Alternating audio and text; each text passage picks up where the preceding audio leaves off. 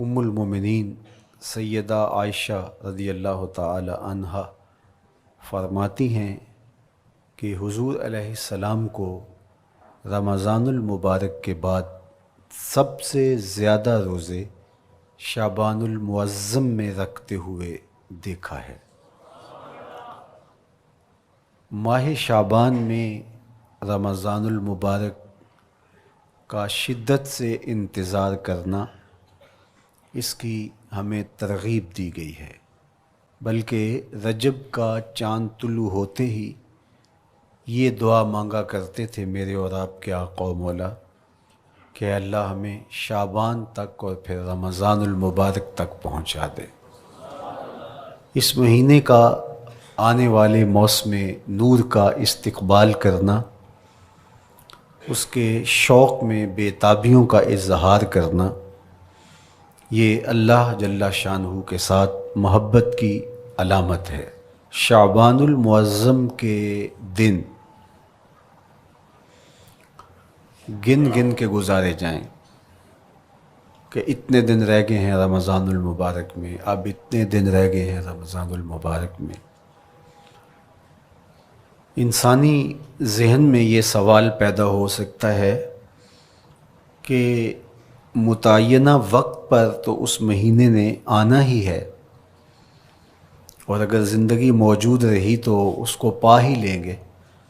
تو اس شدت سے انتظار کرنے کا کیا مطلب؟ تو اس کا جواب یہ ہے، بیرون ملک سے کسی کے بزرگ نے، والد نے یا کسی کے بیٹے نے آنا ہو تو وہ 2 ماہ قبل ہی آنکھیں فرش راہ کیے ہوتے ہیں اور گن گن کے دن گزار رہے ہوتے ہیں، اور جو ہی لمحے قریب آتے ہیں تو پھر گھڑیاں اور ساعتیں بھی گنی جاتی ہیں۔ بار بار گھڑی دیکھتے ہیں، ابھی تک پہنچے نہیں، جبکہ یہ طے ہے کہ 5:02 پہ فلائٹ اترے گی۔ تو بار بار گھڑی دیکھنے کا مطلب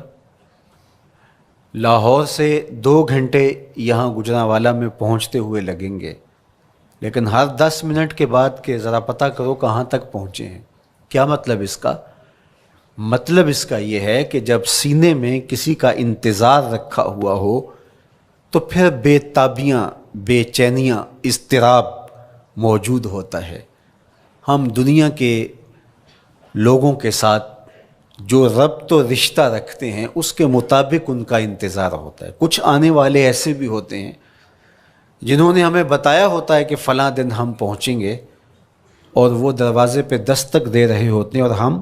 سو کے اٹھ رہے ہوتے ہیں، اور اچانک جب پتہ چلتا ہے کہ فلاں باہر دروازے پہ دستک دے رہے ہیں تو ہم استقبال تو کر رہے ہوتے ہیں،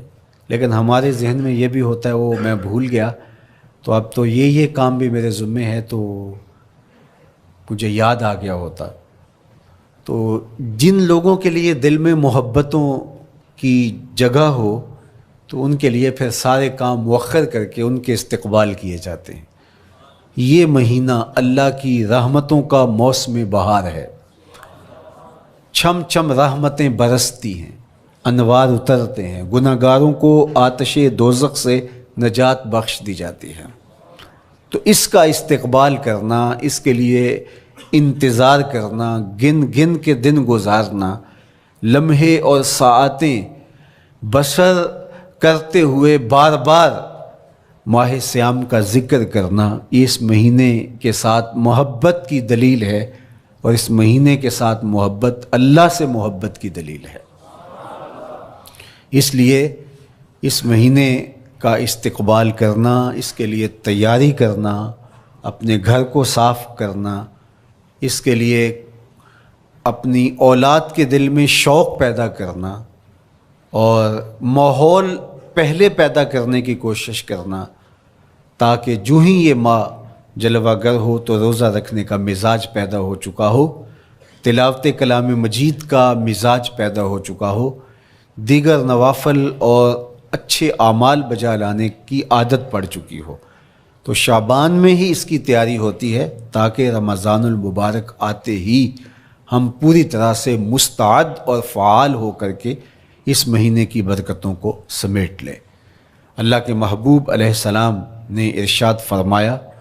کہ جب ماہ صیام آتا ہے فتحت ابواب الجنہ، تو جنت کے 8 دروازے کھول دیے جاتے ہیں۔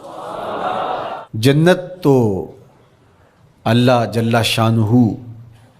کی کرم نوازیوں کا ایک ایسا خوبصورت منظر ہے کہ آج تک نہ کسی آنکھ نے اس کو دیکھا، نہ کسی کان نے سنا، اور نہ اس کا کوئی تصور کر سکتا ہے، ایسی خوبصورت بنائی ہے۔ وہاں کی ہوائیں جب چلتی ہیں تو گرد نہیں اڑتا، کستوری اڑتی ہے۔ وہاں دودھ کی، شہد کی، مائع معین، کوثر، سلسبیل کی نہریں بہتی ہیں، موتی زمرد کے محلات بنے ہوئے ہیں۔ وہ خوبصورت محل اور وہ خوبصورت جنت کا ماحول، لیکن اس کے باوجود اس خوبصورت جنت کو، مرصع جنت کو، نظیف ترین بقعۂ رحمت کو 11 ماہ تک رنگ و روغن کیا جاتا ہے رمضان المبارک کے استقبال کے لیے، اور جب یہ مہینہ آتا ہے تو اس کے دروازے کھول دیے جاتے ہیں، اور جنت کے 8 دروازوں میں سے ایک دروازے کا نام باب الریان رکھا گیا ہے، جو صرف روزہ داروں کے اعزاز و تکریم کے لیے ہے۔ روزہ دار اس دروازے سے گزر کے جنت جانے۔ تو آپ اندازہ کیجئے کہ اللہ نے اس ماہ مبارک کو کیا عزت دی ہے، کیا پروٹوکول دیا ہے، کیا تکریم بخشی ہے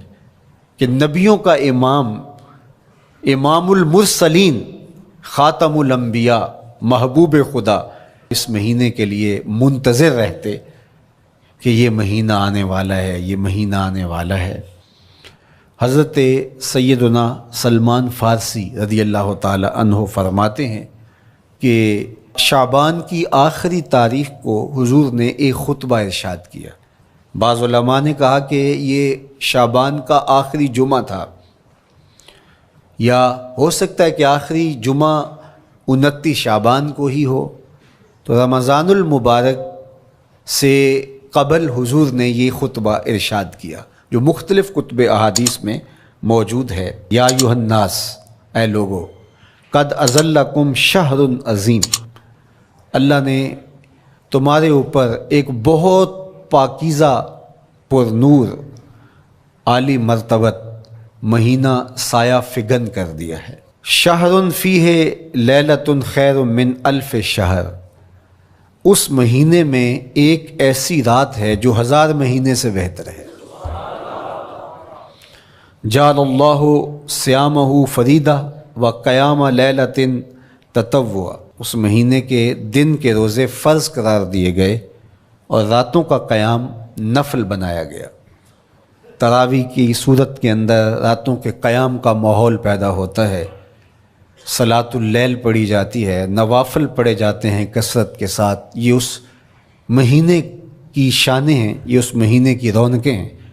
اس مہینے میں اللہ تعالیٰ نے خاص کرم نوازیاں عطا کی ہیں اہل ایمان کو۔ ومن تقرب فیہ بخصلۃ من الخیر کان کمن ادی فریضۃ فیما سواہ، ایک نفل کا ثواب ایک فرض کے برابر اس مہینے میں کر دیا جاتا ہے۔ ومن ادی فریضۃ کان کمن ادی 70 فریضۃ فیما سواہ، اور اگر کوئی ایک فرض ادا کرتا ہے تو اس کو 70 فرائض کا ثواب ملتا ہے۔ اس قدر نیکیوں کا اجر بڑھا دیا جاتا ہے، ان کی قیمت بڑھا دی جاتی ہے اس مہینے میں۔ اور پھر ارشاد فرمایا وَهُوَ شَهْرُ الصَّبْرِ، یہ صبر کا مہینہ ہے۔ ہونے کے باوجود بھی انسان تناول نہیں کرتا، ٹھنڈا میٹھا مشروب میسر ہے اور زبان کانٹا بن گئی، حلق خشک ہو گیا، لیکن اس کے باوجود بھی ایک گھونٹ حلق سے نیچے اتارنے کا روادار نہیں ہوتا۔ وضو کرتے بھی احتیاط کرتا ہے، کوئی قطرہ آب حلق سے نیچے نہ ٹپک جائے۔ تو یہ صبر سکھاتا ہے، جب ہو بھی تو انسان اس سے گریز کرے، تو جب ہوگا نہیں تو پھر انسان صبر کا عادی بن جاتا ہے، تو یہ صبر کی عادت ڈالتا ہے۔ یہ شہر الصبر ہے۔ پھر فرمایا والصبر ثوابہ الجنہ، اور سنو صبر کا ثواب جنت ہے۔ جو شخص صابر ہوتا ہے اس کا صلہ جنت کی صورت میں عطا کیا جائے گا۔ وشہر المواسات، اور یہ ہمدردی کا مہینہ ہے، باہمی پیار کا مہینہ ہے، الفتیں بانٹنے کا مہینہ ہے، نرم دلی کا مہینہ ہے، ایک دوسرے کے احساس کا مہینہ ہے۔ جب کوئی شخص بھوک اور پیاس کاٹتا ہے تو اس کو پھر محسوس ہوتا ہے، بالخصوص امراء، کہ بھوک کیا بلا ہوتی ہے، اور جو نان شبینہ کو ترستے ہیں اور جنہیں کھانا میسر نہیں آتا ان کی زندگیاں کتنی تلخ ہوتی ہیں۔ تو بھوک اور پیاس احساس پیدا کرتی ہے ان لوگوں کا کہ جو اللہ کی دی ہوئی نعمتوں سے محروم ہیں۔ تو اس لیے یہ ایک قسم کا رحم دلی کا مہینہ ہے، پیار بانٹنے کا مہینہ ہے، یہ الفتیں تقسیم کرنے کا مہینہ ہے۔ وَشَهْرٌ يُزَادُ فِيهِ رِزْقُ الْمُؤْمِنِ، اور یہ ایسا مبارک مہینہ ہے جس میں مومن کا رزق بڑھا دیا جاتا ہے۔ روزہ کھانا بچانے کے لیے یہ اخراجات کم کرنے کے لیے نہیں ہے، بلکہ اس میں آپ کا رزق اور بڑھ جاتا ہے۔ ایسی ایسی نعمتیں کھانے کو ان لوگوں کو بھی نصیب ہو جاتی ہیں عام دنوں میں جو ان کا مقسوم نہیں ہوتی۔ دسترخوان لگتے ہیں، افطاریاں ہوتی ہیں، سحری کے لمحات ہوتے ہیں، کوئی کسی کو ویسے کھانا کھلائے تو اس دسترخوان پہ کھانے کے لیے آنا اس کا اور رنگ ہوتا ہے۔ لیکن افطار کا دسترخوان جب بچھتا ہے اور لوگ جب اس کے اوپر آتے ہیں، امیر بھی آتے ہیں، غریب بھی آتے ہیں، تو اللہ کی دی ہوئی نعمتیں جو دسترخوان پہ پڑی ہوتی ہیں ان کو اٹھاتے ہیں، کام و دہن کی تسکین کا سامان کرتے ہیں، عزت نفس بھی مجروح نہیں ہوتی اور طرح طرح کی نعمتیں کھانا بھی دستیاب ہو جاتی ہیں۔ تو یہ ایک مہینہ ہے مواسات کا، اس میں رزق بڑھ جاتا ہے، غرباء تک بھی اللہ کی نعمتیں وہ پہنچتی ہیں جو عام دنوں میں ان کو میسر نہیں ہوتی، اور امراء بھی نعمتوں کا لطف لیتے ہیں، نعمتوں کا مزہ انہیں آتا ہے، اس لیے کہ بھوک کاٹنے کے بعد جب ان کو نعمت میسر آتی ہے تو پھر انہیں احساس ہوتا ہے۔ جو شخص ہر وقت سیراب رہتا ہے تو اس کو کیا پتہ کہ شدید بھوک کے بعد کھانے کا لطف کیا ہوتا ہے، سخت پیاس کے بعد میٹھا اور ٹھنڈا مشروب جب رگوں کو تر کرتے ہوئے معدے تک پہنچتا ہے تو اس کی طراوت، اس کی ٹھنڈک، اس کی لذت، اس کا کیف و سرور، اس کی عذوبت کس طرح راحت بخشتی ہے۔ اسی لیے میرے اور آپ کے آقا و مولا نے ایک دوسرے مقام پہ ارشاد فرمایا، لِلصَّائِمِ فَرْحَتَانِ فَرْحَةٌ عِنْدَ فِطْرِهِ وَفَرْحَةٌ عِنْدَ لِقَاءِ رَبِّهِ، روزے دار کے لیے دو خوشیاں ہیں، ایک خوشی اسے تب ملتی ہے جب وہ روزہ افطار کرتا ہے، وہ لمحے مسرتوں کے ہوتے ہیں، ایک روحانی احساس ہوتا ہے، اتنا لمبا دن، اتنا سخت دن، گرمی کی شدت، مالک تیرا شکر ہے لمحہ اختتام پہنچا اور یہ اتنا لمبا دن تیرے حکم کی تعمیل کرتے ہوئے بسر ہو گیا۔ ایک تو روزہ کھولتے ہوئے وہ ایک سرشاری ہوتی ہے، وہ ایک لذت ہوتی ہے، روحانی تسکین ہوتی ہے۔ آج کل وہ افطار کے دسترخوان لگتے ہیں تو جس طرح ہمارے سارے معاملات جو ہیں وہ ملوث ہو گئے ہیں ریا سے، تصنع سے، اس طرح افطار بھی ایک فیشن کے طور پہ فروغ پا رہی ہے۔ تو اس میں امراء کو اور شخصیات کو بلایا جاتا ہے اور ایسے لوگ کثرت کے ساتھ ہوتے ہیں جن کا روزہ بھی نہیں ہوتا، تو پھر ظاہر ہے رسماً تو اتنی دیر تک وہ کچھ نہیں اٹھا سکتے جب تک اذان کی آواز نہیں آتی، افطار کے لمحے نہیں آتے۔ تو اس وقت جو روزہ دار ہوتا ہے جب وہ مشروب لے رہا ہوتا ہے، جب وہ کوئی لقمہ اتار رہا ہوتا ہے، تو اس کی جو فرحت ہوتی ہے، اور جس نے روزہ نہیں رکھا اور وہ بھی افطار کے دسترخوان پہ بیٹھا ہے، تو کیا اس کو کوئی روحانی حظ، کوئی سرور، افطار کے لمحوں کا کوئی لطف مل سکتا ہے؟ وہ بیچارہ کتنا بے چین ہوتا ہوگا کہ یہ شخص ہے، کمزور ہے، سارا دن مزدوری کر کے آیا ہے اور اس کا بھی تو سارا دن گزر گیا بھوک اور پیاس سے، اور میں صحت مند ہوں اور سارا دن ٹھنڈے ماحول میں رہا ہوں اور مجھے توفیق نہیں ملی، تو وہ گھونٹ کتنے مشکل اس کے لیے ہوتے ہوں گے۔ اور روزہ دار کے لیے کس قدر وہ آسودہ بخش لمحے ہوتے ہیں کہ جب اس کو یہ مسرت ہو رہی ہوتی ہے کہ مالک تیرا شکر، گرم موسم، زباں کانٹا، حلق خشک، اور تو نے تکمیل تک لمحے پہنچائے اور میرا دن خیریت سے گزر گیا، تو وہ اس کے لیے ایک خوشی کا لمحہ، روحانی مسرت کی کیفیت۔ اور دوسری کہ جب وہ ٹھنڈا اور میٹھا مشروب، سارے دن کی سوکھی ہوئی زبان اور خشک حلق، اور انسان کی جو ہے وہ رگیں بھی، انتڑیاں بھی خشک ہو چکی ہوتی ہیں، تو ٹھنڈا اور میٹھا مشروب جب انسان کے معدے کی طرف بڑھ رہا ہوتا ہے، زبان بولے نہ بولے، ایک ایک رواں اللہ کی حمد بول رہا ہوتا ہے، اور تشکر انسان کے رگ و ریشہ سے ادا ہو رہا ہوتا ہے، اور اس کی کیفیت، اس کی سرشاریاں، اس کی لذتیں وہ دیکھنے کی ہوتی ہیں۔ تو کہا للصائم فرحتان، روزے دار کو تو ایک فرحت اس وقت ملتی ہے عند فطر ہی، جب وہ روزہ کھولتا ہے، روحانی فرحت بھی، جسمانی فرحت بھی۔ وفرحۃ عند لقاء رب، اور دوسری فرحت اور دوسری خوشی اسے تب ملے گی جب اس روزے کے صلے میں اللہ تعالیٰ اپنے رخ انور سے پردہ اٹھا دے گا اور روزہ دار کو اپنے دیدار کی دولت عطا کرے گا، تو وہ پھر منظر دیکھنے والا ہوگا، روزہ دار کی آنکھیں ٹھنڈی ہو جائیں گی۔ اصل افطار تو وہ ہوگی نا، اللہ اکبر، اصل تو شربت دیدار ملے گا جو روح کی پیاس بجھا دے گا، جو من کی بھوک مٹا دے گا۔ تو کہا للصائم فرحتان، فرحۃ عند فطرہ وفرحۃ عند لقاء رب، روزہ دار کے لیے دو خوشیاں ہیں، ایک خوشی وہ ہے جب اس کے جسم کی پیاس بجھتی ہے، اور ایک خوشی تب ملے گی جب روح کی بھوک مٹے گی، جب من کی پیاس بجھے گی، اور پھر وہ سرشاریوں کے عالم میں دیکھتا ہی چلا جائے گا، اور وہ سیراب ہی نہیں ہو پائے گا کہ میں ان دو آنکھوں سے دیکھ رہا ہوں، کاش کہ لوں لوں دے مڈ لک لک چشمہ، ایک کھولا تے ایک کجا ہوں۔ وہ اس آرزو میں ہوگا کہ میرا رواں رواں آنکھ بن جائے اور میں اس دیدار سے فیضیاب ہوتا چلا جاؤں۔ تو وہ کیا لمحے ہوں گے، وہ کیا گھڑیاں ہوں گی، وہ کیا ساعتیں ہوں گی، کوئی لفظ نہیں ہے جن لفظوں میں ان حقیقتوں کو بیان کیا جا سکے، اس لیے کہ وہ منظر ہی وراء الورا ہوگا۔ تو روزہ دار کو فرحت ملتی ہے جب وہ روزہ کھولتا ہے، تو فرمایا وَشَهْرٌ يُزَادُ فِيهِ رِزْقُ الْمُؤْمِنِ، اس میں مومن کا رزق بڑھا دیا جاتا ہے۔ وَمَنْ فَطَّرَ فِيهِ صَائِمًا كَانَ مَغْفِرَةً لِذُنُوبِهِ، جس نے روزہ دار کا روزہ افطار کروایا، اللہ کے محبوب فرماتے ہیں کہ ایک تو خود روزہ رکھا، اور دوسری سعادت یہ ہے کہ ماہ صیام میں روزہ دار کا روزہ افطار کروایا۔ آپ شریعت بیضاء کو بنظر عمیق مطالعہ کر کے دیکھیں، ماہ صیام میں بہت زیادہ اس بات پہ زور دیا گیا ہے کہ روزہ افطار کرواؤ۔ اپنے گھر میں بیٹھ کر کے روزہ افطار کر لینا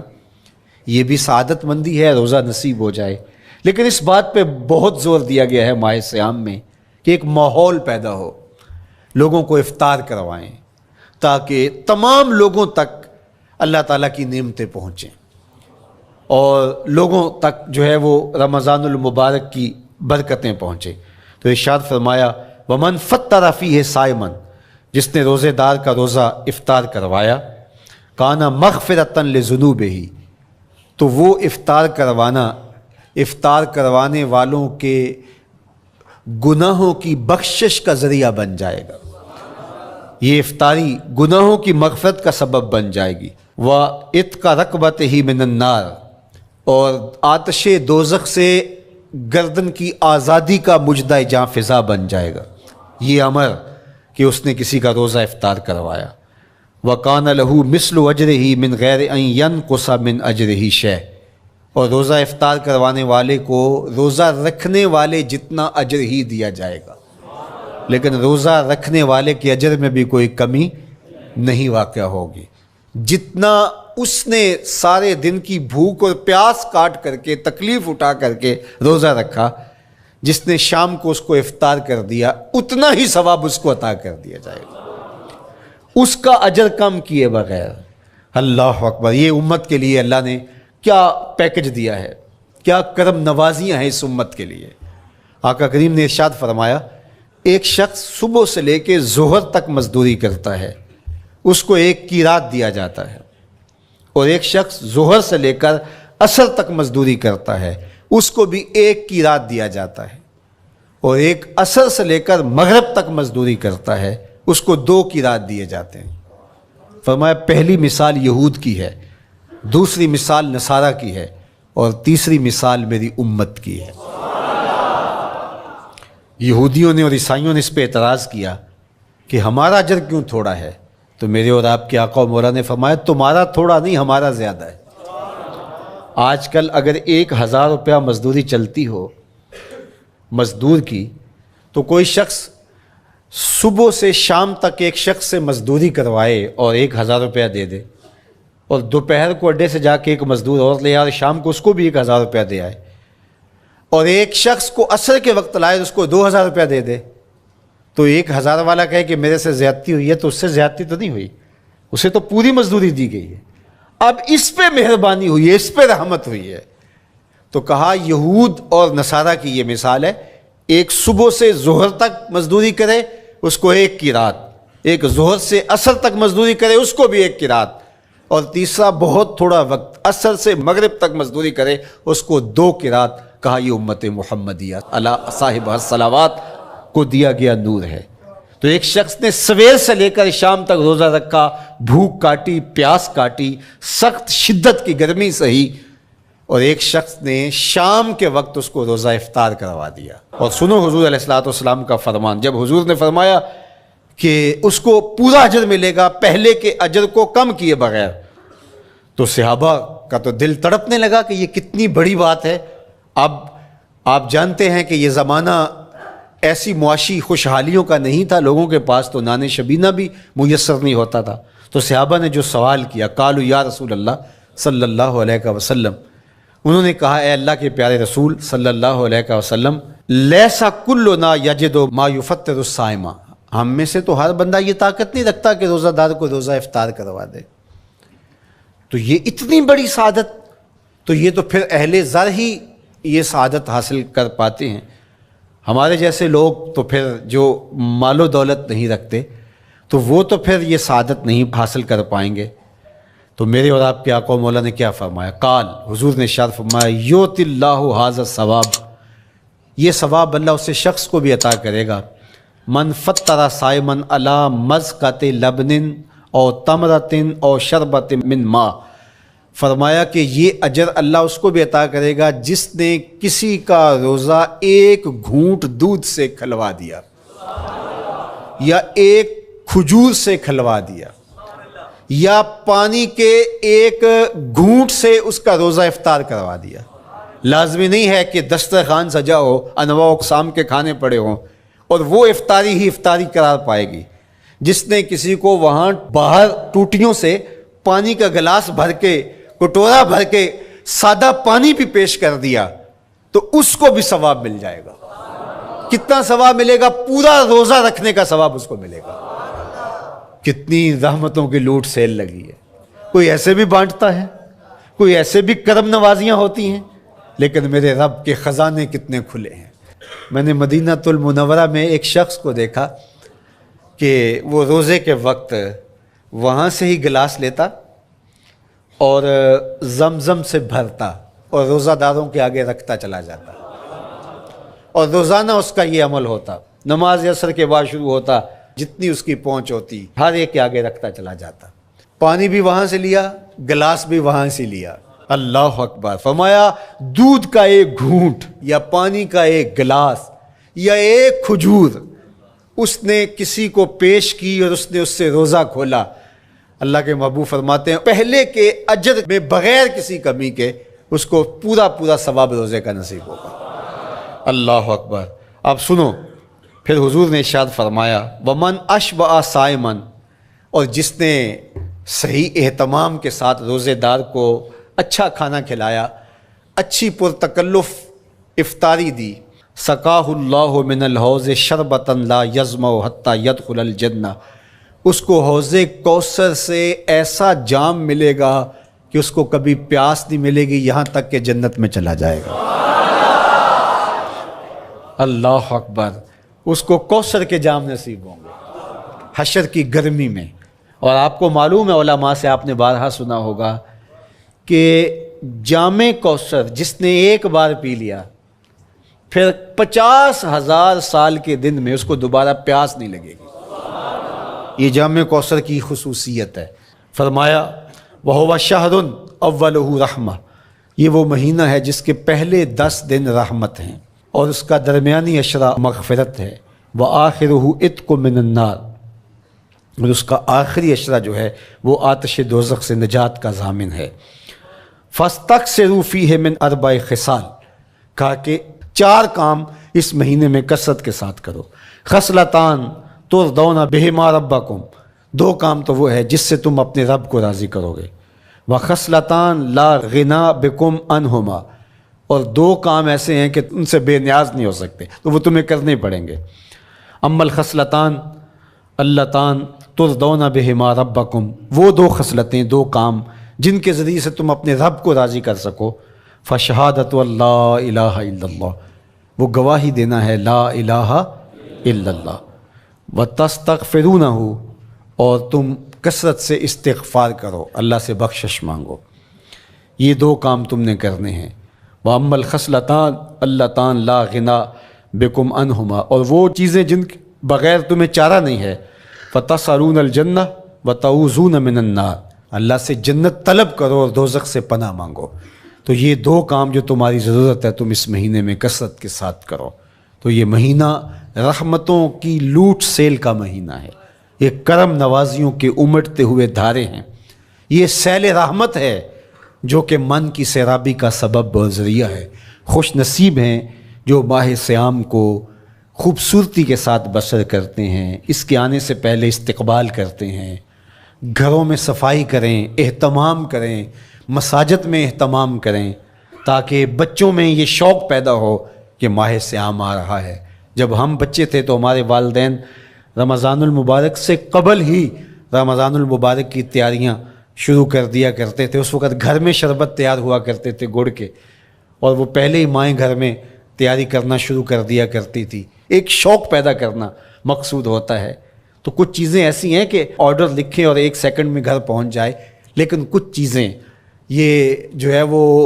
تیار کرنی چاہیے، شوق پیدا ہو۔ گھروں کے اندر ماؤں کو چاہیے کہ افطاری کو اہتمام کے ساتھ تیار کریں تاکہ بچوں کو شوق پیدا ہو، اور یہ ایک ماحول پیدا ہو، قرآن مجید کی تلاوت کا ماحول پیدا ہو، جاگنے سونے کے جو ہے وہ شیڈول مرتب کیے جائیں، مساجد کی آبادی کا سامان کیا جائے۔ پچھلے سال تو بڑا اداس رمضان گزرا، اس لیے کہ کرونا کے حوالے سے جس طرح ملکی حالات تھے وہ آپ کے سامنے تھے۔ اس مرتبہ الحمدللہ اس طرح کے حالات نہیں ہوں گے، کچھ SOPs کو آپ کو فالو کرنا ہوگا، لیکن مسجدوں کی انشاءاللہ رونقیں بحال رہیں گی، اور صلاۃ التراویح اور سحر و افطار کے لمحے، نوافل، تسبیحات، اذکار، نمازوں میں 5 گانہ حاضریاں، یہ کیسا خوبصورت ماحول ہوتا ہے، رحمتیں برس رہی ہوتی ہیں، انوار اتر رہے ہوتے ہیں، اور وہ کیا خوبصورت لمحے ہوتے ہیں اور کیا گھڑیاں ہوتی ہیں۔ انشاءاللہ امسال مرکز مصطفیٰ کے اندر صلاۃ التراویح کے لیے خاص طور پہ ہم اہتمام کر رہے ہیں۔ میری آرزو تھی کہ جب مرکز کی تکمیل ہو تو پھر رمضان المبارک کا اہتمام کے ساتھ جو ہے وہ ہم انتظام و انصرام کیا کریں گے، چونکہ اس سے قبل بہت سارے تعمیراتی کاموں کی وجہ سے ہم الجھے رہتے تھے، لیکن اللہ کے فضل سے اب مرحلہ اول کی تکمیل ہو گئی اور مرحلہ ثانی کی طرف ہم بڑھنے والے ہیں۔ تو اس رمضان المبارک کے اندر ہمارے لیے بیٹھنے کی جگہ، خواتین کے لیے انتظام، افطار کے لیے، سحر کے لیے، دوستوں کے لیے انشاءاللہ خوبصورت اہتمام ہوگا۔ بہت اچھے قاری قرآن جو ہے وہ صلاۃ التراویح پڑھائیں گے، تو وہ میٹھے اور دل آویز لہجے اور مرکز کا ماحول انشاءاللہ ذکر و فکر کے حلقے بھی ہوں گے، دروس قرآن کے حلقے بھی ہوں گے، تو ایک ماحول انشاءاللہ پیدا ہو، اور انشاءاللہ میں بھی آپ کے ساتھ ماہ صیام میں موجود رہوں گا، افطار کے لمحوں میں بھی، سحر کے لمحوں میں بھی، تراویح میں بھی، نمازوں میں بھی انشاءاللہ۔ اور پھر جب ہم ہوں گے تو ماہ صیام ہوگا، رحمت کی گھڑیاں ہوں گی، اترتے ہوئے انوار ہوں گے، محبتوں کا ہجوم ہوگا، افطار کے میلے ہوں گے، سحری کے خوشگوار لمحے ہوں گے، قرآن کی دل نواز صدائیں ہوں گی اور مرکز مصطفیٰ کا نورانی پرکیف سرمدی ماحول ہوگا،